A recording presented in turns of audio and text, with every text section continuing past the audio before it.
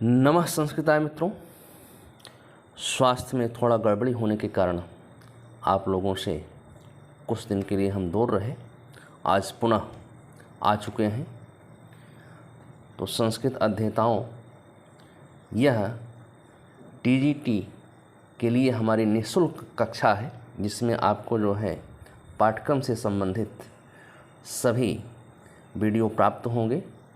तो देर ना करते हुए हम अपने पाठ्यक्रम पर चलते हैं। आज हम लोग किरातार्जुनीयम के प्रथम सर्ग के चौथे और 5वें श्लोक पर चर्चा करेंगे। तो चलते हैं चौथे श्लोक पर।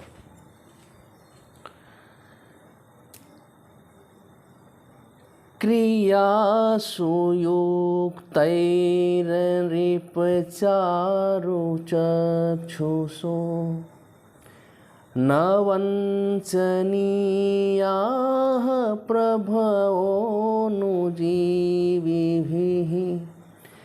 हतोर्हसि क्षन्तुं साधु साधु वा हितं मनोहारि च दुर्लभं वचः हितं मनोहारि च दुर्लभं वचः। तो इस श्लोक के माध्यम से जो बनेचर है वह युधिष्ठिर से कुछ बातें कर रहा है और कह रहा है कि अप्रिय समाचार को सुनाने की अनुमति जो है प्राप्त करने के पश्चात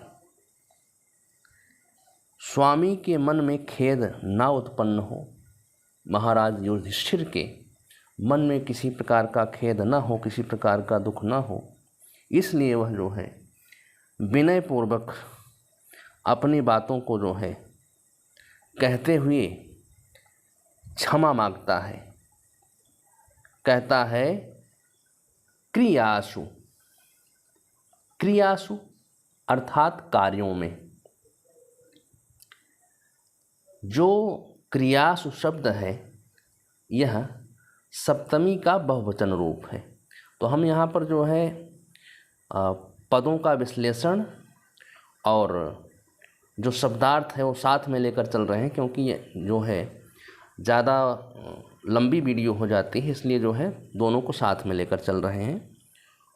तो क्रियासु, क्रियासु का तात्पर्य क्या है? क्रियासु का तात्पर्य है कार्यों में, और यह जो है सप्तमी का बहुवचन रूप है, जो कि क्रि धातु सा प्रत्यय भाव अर्थ में और टाप प्रत्यय से जो है सप्तमी बहुवचन में क्रियासु पद का निर्माण होता है। दूसरा पद है युक्तैः। युक्तैः, युक्तैः का तात्पर्य होता है नियुक्त किए गए या लगाए गए, और यह जो पद है यह तृतीया का बहुवचन रूप है, और यह जो है युज धातु में ता प्रत्यय लगकर तृतीया बहुवचन में युक्तैः पद का निर्माण होता है। नृप, नृप के पश्चात जो है विस्मयादि बोधक चिन्ह है, इसलिए जो है नृप का अर्थ है हे राजन। तो नृण मनुष्यान पाति रक्षाति इत नृप, यहाँ पर जो है उपपद का तत्पुरुष समास है। यहाँ पर जो समास है वह कौन सा है? उपपद तत्पुरुष समास है, और यह जो नृप रूप है संबोधन का एक वचन है। नृ उपपद से जो नृप पद है उसका विश्लेषण है कि नृप नृ उपपद से पा रक्षणीय धातु में कर्ता अर्थ में का प्रत्यय लगकर जो है संबोधन के एक वचन में जो है नृप पद का निर्माण होता है। अगला है चारु चक्षुषः। चार चक्षुषः, चार चक्षुषः का मतलब जिनके पास जो है चक्षु का मतलब होता है आँख, और चार का मतलब चार, यानी कि जिनके चारों तरफ जो है आँखें हों, यानी कि जो राजा होते हैं उनके पास जो है गुप्तचर रूपी नेत्र होते हैं। तो चार चक्षुषा का जो तात्पर्य है वह हुआ गुप्तचर रूपी नेत्रों वाले। और यह जो चार चक्षुषा है यह प्रभुवः का विशेषण है। तो चाराह चक्षुंसी एसाम ते, यहाँ पर बहुव्रीहि समास है जिसका विग्रह इस प्रकार है, चाराह चक्षुंसी एसाम ते। और जो चार चक्षुषा शब्द है, पद है, वह जो है चिर धातु अच करतर प्रथमा बहुवचन में जो है चराह एवं चाराह रूप जो है प्राप्त होता है। तो इस प्रकार से जो है चार चक्षुषा रूप बनता है। उसके बाद है न का तात्पर्य होता है नहीं। वंचनीयाह, वंचनीयाह का मतलब ठगना चाहिए, यानी कि राजा को नहीं ठगना चाहिए, अपने स्वामी को नहीं ठगना चाहिए। वंचनीयाह यह जो है प्रथमा विभक्ति बहुवचन का रूप है। और वंच धातु में ऋच प्रत्यय और कर्म अर्थ में अनियर प्रत्यय और प्रथमा के बहुवचन में जो है वंचनीयाह पद का निर्माण होता है। अगला पद है प्रभवः। प्रभवः का मतलब होता है स्वामी। तो प्रभवंत इत प्रभवः, यह जो पद है प्र उपसर्ग पूर्वक भू कर्ता अर्थ में डा प्रत्यय कर्तर में जो है उक्ते कर्मण जो है प्रथमा। तो प्रभवः जो शब्द है प्रथमा का बहुवचन रूप है। अनुजीवी भी, यह जो है तृतीया का बहुवचन है। अनुजीवी का मतलब होता है सेवकों के द्वारा। अनु उपसर्ग पूर्वक जो है जीव धातु से ताच्छील्य कर्ता अर्थ में ऋण प्रत्यय लगकर और अनुक्त कर्ता अर्थ में अनुजीविन में जो है तृतीया बहुवचन में अनुजीवी पद का निर्माण होता है। अतोर हसी, अगला जो पद है यह है अतोर हसी।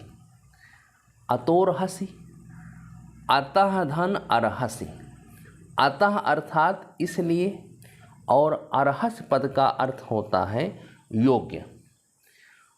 अब जो है अतः पद की निष्पत्ति इस प्रकार से है, देखते हैं इसको। यहाँ एतस्मात् पंचम्यंत, एतद पद से पंचम्या तसिल सूत्र द्वारा तसिल प्रत्यय होकर तसिल का तस जुड़ा, रूप हुआ एतद धन तस। अब एतदोन सूत्र से एतद के स्थान पर अन आदेश होता है। फिर न लोपः प्रादिपदिकांतस्य सूत्र से जो है नकार का लोप होकर रूप बनता है अतस। अतस के तद्धितश्चा सर्व विभक्ति सूत्र द्वारा अव्यय होने के कारण अव्ययादाप सूत्र से प्राप्त सुप का लोप और रुत्व का विसर्ग होकर अतः पद बनता है। अब अरहस पद को देखते हैं। तो अर्ह पूजायाम धातु से लट लकार मध्यम पुरुष एक वचन में सिप प्रत्यय लगकर अरहस पद का निर्माण होता है। अगला पद है छंतुम। छंतुम का तात्पर्य होता है क्षमा करने के लिए। यह छमूस सहने के अर्थ में धातु में जो है तुमुन प्रत्यय लगकर जो है रूप बनता है छंतुम।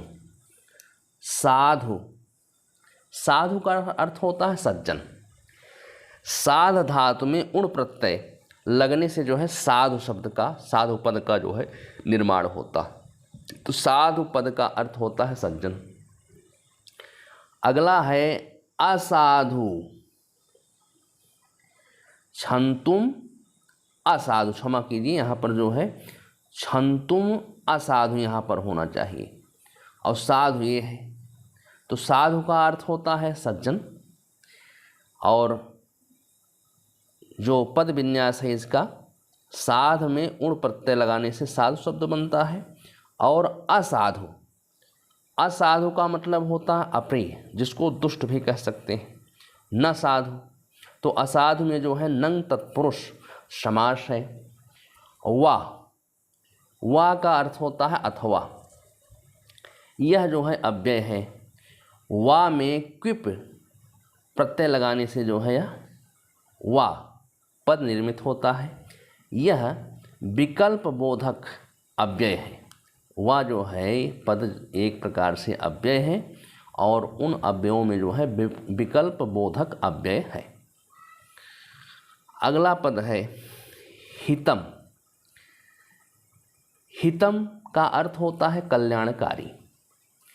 तो जो हितम पद है यह जो है धातु से नपुंसक लिंग भाव अर्थ में ता प्रत्यय लगकर दधातेर ही सूत्र से धा को ता के कारण ही आदेश होकर ही धनता बराबर हितम पद का निर्माण होता है। अगला पद है मनोहारी। मनोहारी मन को हरने वाला, मन को अच्छा लगने वाला, अर्थात मन को प्रसन्न करने वाला। तो जो मनोहारी पद है यह प्रथमा का एक वचन है। मनस उपपद से जो है हिंग हरणे धातु से ताक्सिल्य अर्थ में कर्तरिणी प्रत्यय होकर के जो है नपुंसक लिंग में प्रथमा एक वचन में मनोहारी पद का निर्माण होता है। चा का अर्थ होता है और। दुर्लभम, दुर्लभम का मतलब दुर्लभ अर्थात कठिनता से प्राप्त होने वाला, कठिनता से मिलने वाला। तो दुखेन लभ्यते इति दुर्लभम, और यहाँ पर जो है उपपद तत्पुरुष समास है, जिसका जो समास विग्रह है होगा दुर्लभम का दुखेन लभ्यते इति दुर्लभम। दुर उपसर्ग पूर्वक लभ धातु से ईसद दुस्सुषु कृच्छा शेषु खल सूत्र द्वारा जो है कर्म अर्थ में खल प्रत्यय लगकर दुर्लभम पद का निर्माण होता है। तो दुखेन लभ्यते इति दुर्लभम उपपद तत्पुरुष समास यहाँ पर है। अगला पद है वचः। वचः का मतलब होता है वाणी या कथन। तो इस प्रकार से जो है शब्दों का अर्थ हुआ, शब्दार्थ हुआ। अब हम लोग जो है इसके पूर्ण अर्थ पर ध्यान देते हैं। तो जो बनेचर है वह अपने स्वामी से कहता है, स्वामी के लिए कहता है कि हे राजन, हे महाराज, विभिन्न कार्यों में नियुक्त किए गए सेवकों को चाहिए कि वह गुप्तचरों की आंखों से देखने वाले स्वामियों को ठगे नहीं। अतः मैं जो प्रिय अथवा अप्रिय बात कह रहा हूँ या कहूँगा, आप उसके लिए मुझको क्षमा कर देना, क्योंकि हितकारी और मन को प्रसन्न करने वाली दोनों गुणों से युक्त जो हितकर भी हो और मन को अच्छा लगने वाला भी हो, यह दोनों गुणों से युक्त जो वाणी है, जो वचन है, यह बड़ी कठिनाई से प्राप्त होती है, बड़ी कठिनता से मिलती है। तो कहने का भाव है बनेचर का कि हे राजन, राजा विभिन्न कार्यों के लिए विभिन्न सेवकों को जो है नियुक्त करता है। स्वदेश और विदेश के समाचार को वह गुप्तचरों द्वारा ही प्राप्त करते हैं, जानते हैं। यदि सेवक यह विचार करेंगे कि अप्रिय बात को बताने से राजा क्रोधित हो जाएंगे, तो वह केवल प्रिय ही बात कहेंगे जो आज राजा को अच्छा लगेगा, लेकिन यह राजा के लिए जो है उचित नहीं होगा, क्योंकि जो यथार्थ बातें होंगी उसका पता राजा को चल ही नहीं सकता है। इसलिए जो राजा होगा वह ठगा जाएगा और वह विपत्ति को दूर करने का उपाय नहीं करेगा, बल्कि जो है विपत्तियों में और फंस जाएगा। तो मेरे कथन में कुछ बातें ऐसी भी हो सकती हैं जो आपको अप्रिय लगें, अच्छी ना लगें। आप उस अप्रिय कथन के लिए जो है मुझको क्षमा कर दीजिएगा। ऐसे वचन कहना बहुत कठिन होता है, जो श्रोता के लिए जो है, जो सुनने वाले के लिए हितकारी भी हो और सुनने में भी जो है प्रिय लगे। ऐसा वचन जो है बहुत दुष्प्राप्य होता है, बड़ी कठिनाई से प्राप्त होता है। तो यहाँ पर जो हितम मनोहारि च दुर्लभम वचः है, यह जो है एक प्रकार से सूक्ति है, यह एक सूक्ति है। और यहाँ पर जो शब्द आया है चार चक्षुषा, चार चक्षुषा जो शब्द है, ये राजा जो है चार चक्षु कहलाते हैं और वह जो है गुप्तचरों की आँखों से देखते हैं।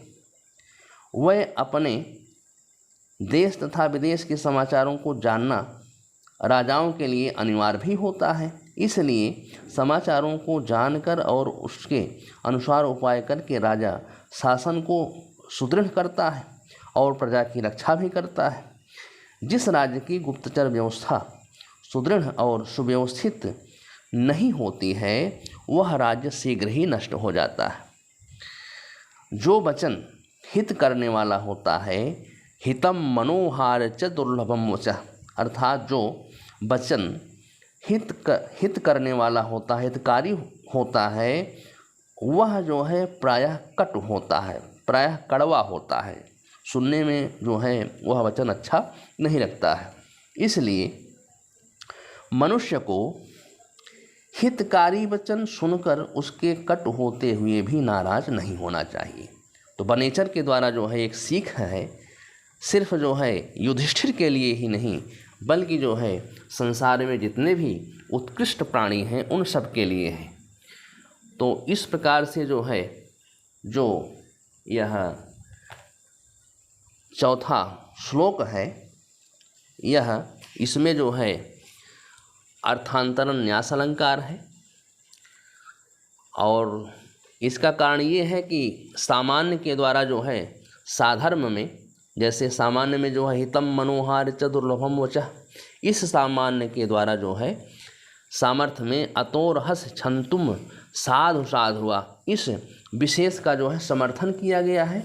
इसलिए जो है यहाँ पर अर्थांतर न्यास अलंकार है। और जो छंद है वो यहाँ पर जो है वंशस्थ छंद ही है। और इसके अलावा यहाँ पर जो है गुण प्रसाद है और रीति जो है वैदर्भी है। तो इस प्रकार से जो है इस चौथे श्लोक की जो है व्याख्या संपन्न हुई। अब हम लोग जो है पांचवें श्लोक पर चर्चा करते हैं। तो जो पांचवा श्लोक है, इसमें जो है बनेचर कहता है कि मेरा जो वचन है, मेरी जो वाणी है, अप्रिय हो सकता है, परंतु वह हितकारी ही होगा, आपके लिए जो है हितकर ही होगा। अतः अप्रिय, उस अप्रिय समाचार को, मेरी अप्रिय बात, अप्रिय लगने वाली बात को सुनकर जो है आप नाराज़ मत होना। इस प्रकार से जो है राजा युधिष्ठिर से जो है क्षमा मांग कर वह फिर से जो है बनेचर राजा युधिष्ठिर से कहता है, क्या कहता है, स किं सखा साधु न सास्ति योधिपम हितान्नयः संसृणुते स किं प्रभुः सदानुकूलेषु हि कुर्वते रतिं नृपेष्वमातेषु च सर्वसम्पदः नृपेष्वमातेषु च सर्वसम्पदः। तो शब्दार्थ पर चलते हैं। सा, इसमें जो पहला पद है सा, स अर्थात सह, यह जो है सह का तात्पर्य होता है वह। सर्वनाम शब्द है, प्रथमा का एक वचन है, पुल्लिंग भी है। किम सखा, किम सखा, किम सखा का तात्पर्य होता है, सखा का मतलब होता है मित्र और किम का मतलब होता है कुत्सित, यानी कि बुरा मित्र। सह किम सखा, वह बुरा मित्र होता है। तो कुत्सितः सखा किन सखा, इसमें जो किन सखा है इसमें कर्मधारय समास है। तो यहाँ पर किमः छेपे सूत्र से कुत्सित अर्थ में समास हुआ है। किमः छेपे सूत्र से रिच और किमः छेपे सूत्र से टच प्रत्यय का यहाँ पर निषेध हुआ है। नहीं तो राजाह सखिभ्यस्तस् सूत्र से जो है टच प्रत्यय लगकर रूप होता किं सखा। किन सखा पद से जो है तत्पुरुष समास भी हुआ है, जिसका विग्रह जो है इस प्रकार है कुत्सितः सखा। तो यहाँ पर दो समास हैं, एक कर्मधारय समास है जिसका जो विग्रह होगा कुत्सितः सखा किं सखा, और दूसरा है तत्पुरुष समास जिसका विग्रह होगा कुत्सितः सखा। अगला पद है साधु। साधु का मतलब उचित, कल्याणकारी, यानी कि जो उचित परामर्श हो, जो कल्याणकारी हो परामर्श। अगला पद है न शास्ति। न शास्ति का मतलब, शास्ति का मतलब होता है उपदेश देना और न का मतलब नहीं, अर्थात उपदेश नहीं देता है, यानी उचित उपदेश नहीं देता है। तो शास्ति पद जो है शास धातु लट लकार एक वचन का रूप है और प्रथम पुरुष में जो है रूप इस प्रकार चलता है शास्ति शिष्टः शासति, यानी कि जो यह शास्ति पद है यह शास धातु का लट लकार प्रथम पुरुष एक वचन का रूप है शास्ति। यहाँ पर जो है षोडश जो द्विकर्मक धातुएं होती हैं उनमें जो है यह जो शास धातु है यह एक प्रकार की धातु है, उन 16 धातुओं में से एक है। अगला है यो धीपम। तो यह पद है, यह का मतलब होता है जो, अर्थात सखा या जो अमात्यादि हैं, अमात्य आदि हैं, उनके लिए यह पद आया है। अधिपम, अधिपम, अधिपम अर्थात राजा। तो यह जो अधिपम पद है यह द्वितीया का एक वचन है। तो अधिपम राजानम अर्थात राजा को। हितान, हितात धन न। हितात का मतलब हितकारक व्यक्ति से, अर्थात जो हितैषी व्यक्ति होता है, जो हित चाहने वाला व्यक्ति होता है उसको कहते हैं हिति, हितैषी। तो हितात का तात्पर्य है हितकारक व्यक्ति से या हितैषी व्यक्ति से। जो हितात पद है यह पंचमी का एक वचन है। यह जो है धा धातु में ता प्रत्यय नपुंसक लिंग में जो है हितम पद बनता है। फिर जो है अर्षादिभ्योच सूत्र द्वारा अच प्रत्यय होने पर हितः पद बनता है। फिर आख्यातोपयोगी सूत्र से आख्याता हित की अपादान संज्ञा हुई है। तो अपादान पंचमी से पंचमी एक वचन में हितात् पद बनता है। कुछ विद्वान यहाँ पर जो है यह भी बताते हैं कि यहाँ पर जो है आख्यातोपयोगी सूत्र से, जिससे नियम पूर्वक विद्या ग्रहण किया जाए, गुरु या अध्यापक आदि से जो है, किंतु यहाँ पर जो है हितकारी बात जो है कोई भी कह सकता है, कोई भी बता सकता है, इसलिए यहाँ पर हित पद से, शब्द से, पद से पंचमी ना होकर कर्म की विवक्षा में द्वितीया विभक्त होना चाहिए, ऐसा लोग बताते हैं। तो लेकिन यहाँ पर जो है हितात जो पद है ये पंचमी का एक वचन है।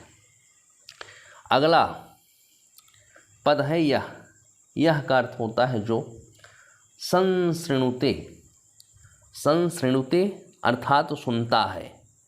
तो यहाँ पर जो है सम उपसर्ग पूर्वक श्रु धातु आत्मने पद लट लकार प्रथम पुरुष एक वचन में जो है संसृणुते पद का निर्माण होता है। और यद्यपि जो है श्रु धातु सकर्मक है, किंतु कर्म की विवक्षा न होने के कारण यह जो है अकर्मक हुआ है। स माने वह, किम प्रभु, किम प्रभु अर्थात बुरा, प्रभु का मतलब स्वामी, राजा, वह बुरा राजा होता है, वह दुष्ट राजा होता है, वह दुष्ट स्वामी होता है। तो स किम प्रभु, वह कुत्सित अर्थात दुष्ट स्वामी होता है। तो यहाँ कर्मधारय समास है जिसका विग्रह है कुत्सितः प्रभु। तो और जो सूत्र है समास होने का, कर्मधारय समास होने का, वह सूत्र है किंग छेपे। तो यहाँ पर किंग छेपे सूत्र से जो है कर्मधारय समास हुआ। इसके अलावा जो है यहाँ पर तत्पुरुष समास भी है जिसका विग्रह है कुत्सितः प्रभु। और उसके बाद है सदा अनुकूलेश, सदा, सदा का अर्थ होता है सदैव, हमेशा। अनुकूलेषु, अनुकूलेषु अर्थात अनुकूल रहने पर, अर्थात एक मत में रहने पर। तो यहाँ पर जो है प्रादि तत्पुरुष समास है जिसका विग्रह इस प्रकार से कूलम अनुगतः इति अनुकूलाहतेषु।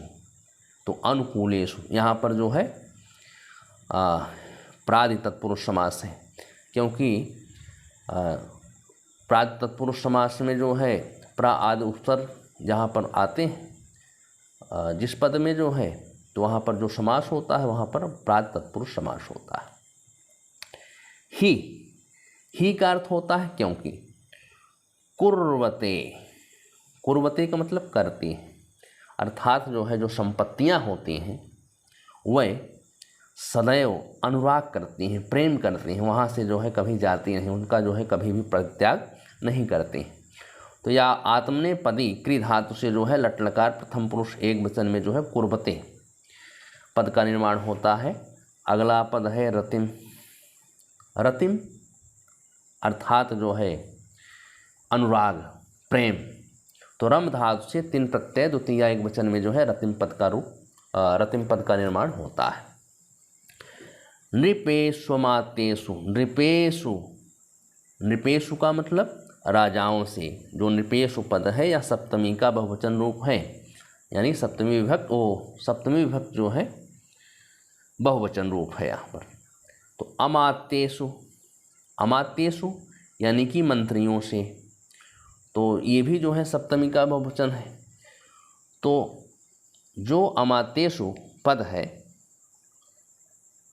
यह जो है अमा एक अव्यय पद है, उसमें जो है शाह के अर्थ में प्रयुक्त होता है। अमाधन, अमाधन त्यप धन शुभ सप्तमी बहुवचन में जो है अमात्येषु होता है। चा का अर्थ होता है और, चा का अर्थ होता है और सर्व संपदा, सर्व संपदा अर्थात संपूर्ण संपत्तियाँ।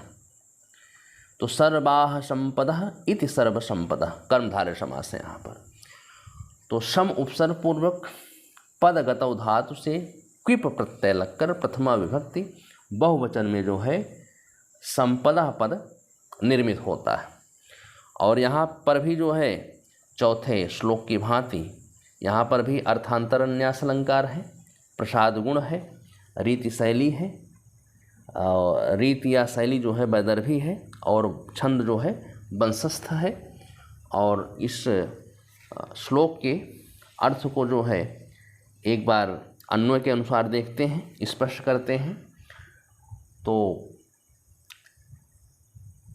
बनेचर कहता है कि जो मित्र मंत्री आदि जो है राजा को हितकारी उपदेश नहीं देता है वह बुरा मित्र होता है। मित्र वो होता है जो अपने मित्र को, राजा को हितकारी उपदेश दे, और जो हितकारी उपदेश नहीं देता है वह कुत्सित मित्र होता है, बुरा मित्र होता है। और आगे कहते हैं कि जो राजा हितकारी उपदेशों को ध्यान से नहीं सुनता, यानी मित्रों की बात को, जो हितैषी लोग होते हैं उनकी बात को जो है ध्यान से नहीं सुनता है जो राजा, वह राजा भी बुरा होता है। तो इस प्रकार से जो है एक मत में रहने वाले राजाओं और मंत्रियों में सारी जो समृद्धियां हैं, सारी जो संपत्तियां हैं, सदैव जो है अनुराग पूर्वक रहती हैं, सदा स्नेह जो है करती हैं। तो वह जो राजा होता है कभी भी जो है उसके यहाँ से जो है जो लक्ष्मी होती हैं, जो धन होता है, जो समृद्धि होती है, वो जाती नहीं है। इसलिए मंत्रियों की बात को राजा को ध्यानपूर्वक सुनना चाहिए, और जो मंत्री होते हैं उनका जो कर्तव्य है वो अपने राजा को जो है उचित परामर्श, उचित जो है सलाह दें। तो मंत्री को चाहिए कि वह राजा को सदैव हितकारी वचनों को ही बताएं, कहें, चाहे वह सुनने में कितने ही अप्रिय क्यों ना हो। राजा को चाहिए कि वह मंत्रियों के हितकारी वचनों को, चाहे वह कितने ही कट क्यों ना हो, सदैव ध्यान से सुने और उन पर नाराज ना हो। इस प्रकार जब राजा और मंत्री अपने कर्तव्यों का पालन करते हुए सदा एक मत रहते हैं, तब सारी संपत्तियां जो हैं उनके पास सदैव विद्यमान रहती हैं, उनका जो राज्य होता है सदैव स्थिर रहता है, और राज्य में जो है सदा खुशहाली बनी रहती है। तो इस प्रकार से जो है यहाँ पर कवि का जो उपदेश है, महाकवि जो भारवी हैं उनका जो उपदेश है कि राजा और मंत्रियों के एकमत और सद्भाव से राज्य की स्थिरता और समृद्धि जो है सदैव बनी रहती है। तो इस प्रकार से जो है इस 5वें श्लोक की व्याख्या संपन्न हुई। अब हम लोग अगली वीडियो में जो है 6ठे और 7वें श्लोक को लेकर प्रस्तुत होंगे। तब तक के लिए जो है धन्यवाद, नमस्कार।